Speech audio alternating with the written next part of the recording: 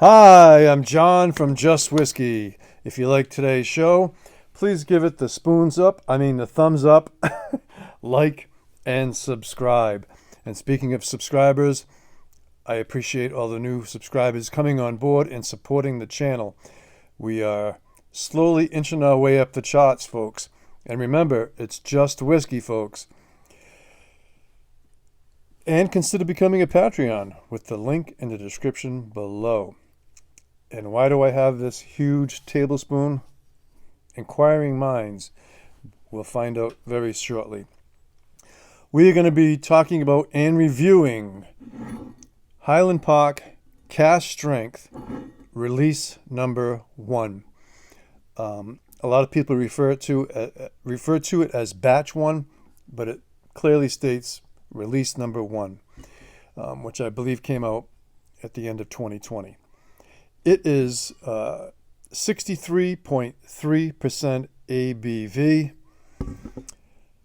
non-chill filtered, straight from the cask, no coloring added. Highland Park. All right, I normally don't read from the box, but I am a quick little blurb on the side here and on the top. It says, take time to explore. Discover Highland Park in its purest form, bottled straight from the cask for a robust and intense flavor experience. Your taste adventure begins here. Okay. Cask Strength Release Number 1. Matured predominantly in sherry-seasoned American oak casks of different ages. Hand-selected by Gordon Motion, our master whiskey maker. Bottled at a combined cask strength to capture the essential DNA of Highland Park and intensify each individual strand of flavor.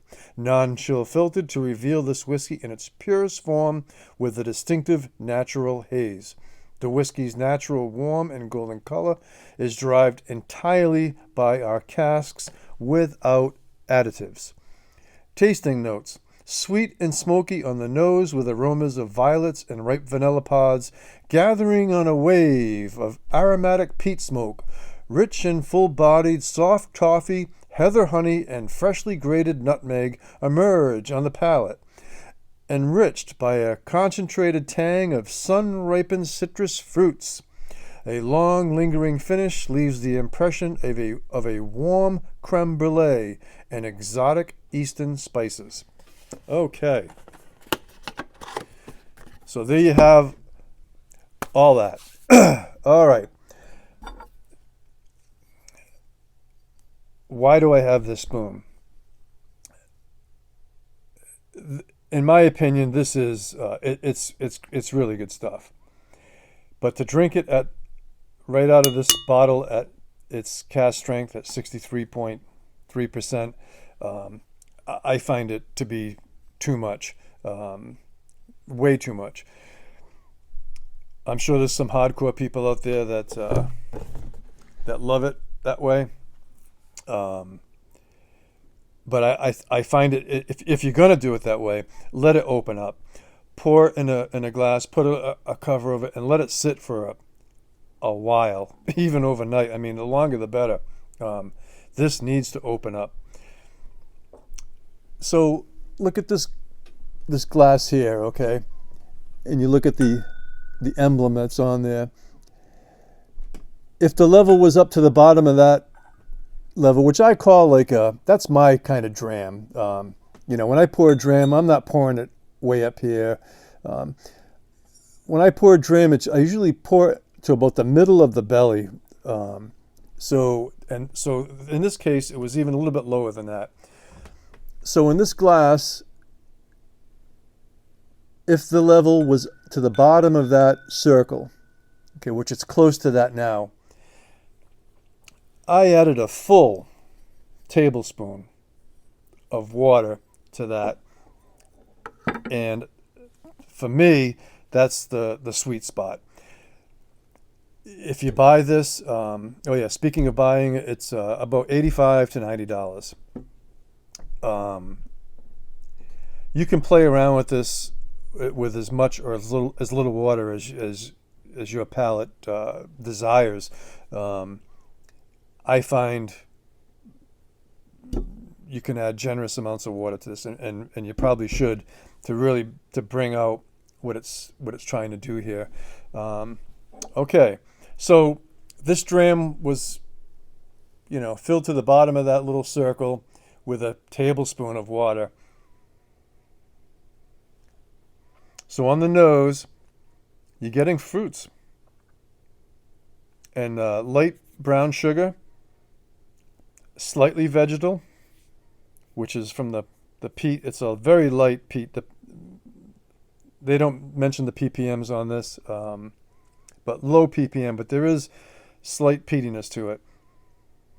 A hint of matchstick, which I found, in Highland Park 12, the older version especially, that there is some of that matchstick in there. So I'm getting some of that matchstick. Okay, mouthfeel.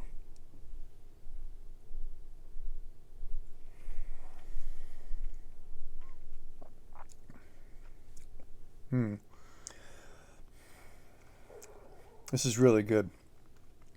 You're getting even with all that water I added, you're getting a flavor burst, a nice mouthfeel, syrupy.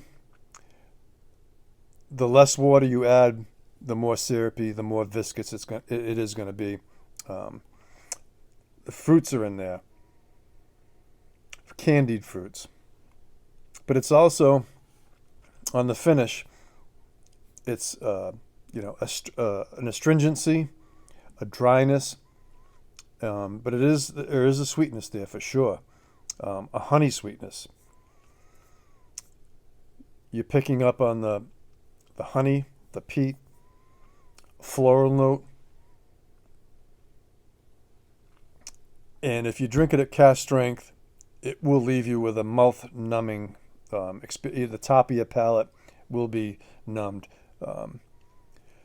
So if you're having a toothache or something like that, put some of this in your mouth, cask strength, leave it in there for a couple minutes, and I think it'll help you out for a little while anyway, till you make it to the dentist.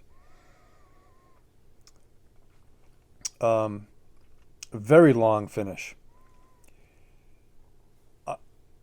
I think this really represents what the 12 tries to do, and what the old 12 did, in my opinion.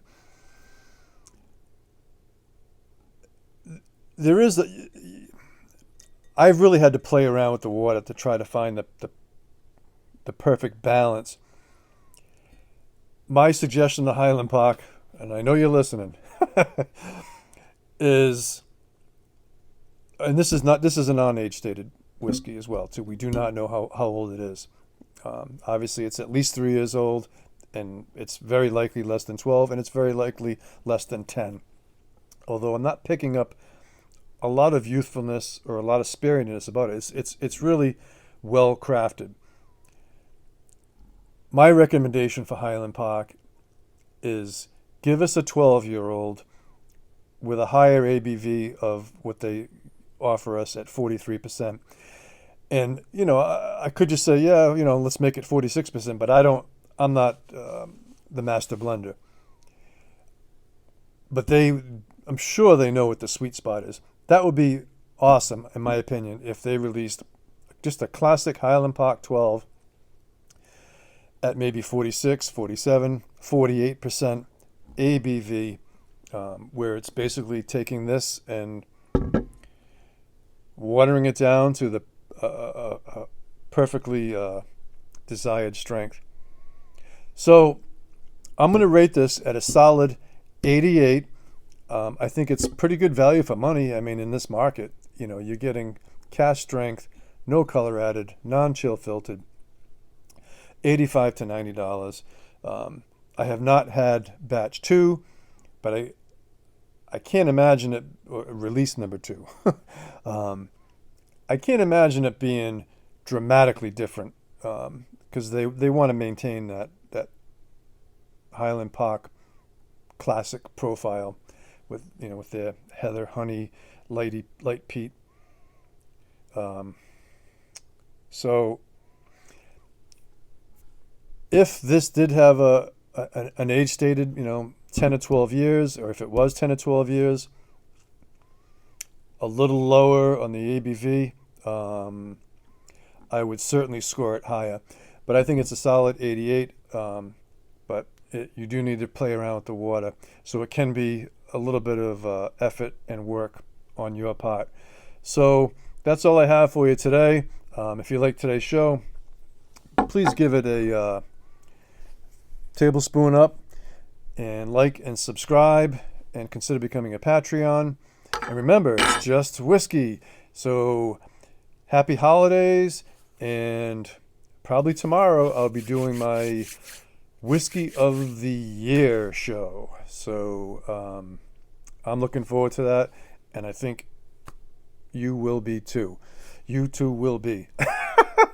All right, over and out. Hats off to you all, and take care.